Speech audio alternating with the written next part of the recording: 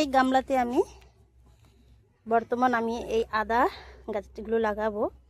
আর এতে দেখুন কতগুলো টমেটো চারা হয়েছে, কিন্তু টমেটো চারাগুলো আমি লাগাবো না, লাগিয়ে কোনো লাভ তো হবে না। আপনাদেরকে বলেছি সিজনের ফুল হবে ফল হবে না, তাই জন্য এগুলো সব উঠিয়ে নিয়ে আবার নতুন করে আমি আদা গাছগুলো লাগাবো।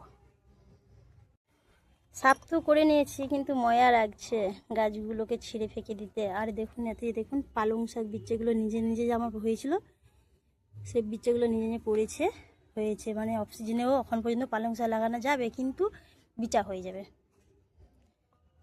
তাই জন্যে আর ময়া লাগলো কি হয়েছে এত, এগুলোকে আমি উঠিয়ে দিচ্ছি। পুরোটা সাফা করে দিলাম। এবার আমি আদা গাছগুলোকে বসিয়ে দেব। আগের বছর কিন্তু আমি আদাগুলো লাগিয়েছিলাম, ভালোই হয়েছে। একটাই জায়গায় লাগিয়েছিলাম, 100 গ্রামের মতন হয়েছে।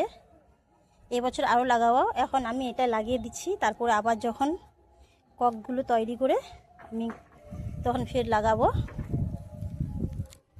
লাগানো হয়ে গেছে, এরপর আমি মাটি দেব, গোবর সার মাটি দেব।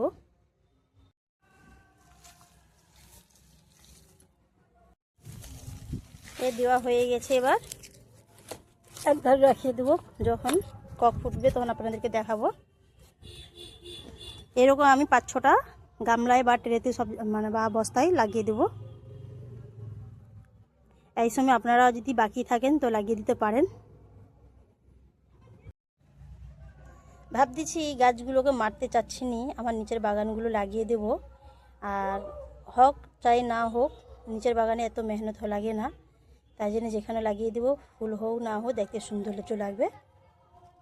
গাছে লাগালেও গাছের ময়াটা অনেক লাগে।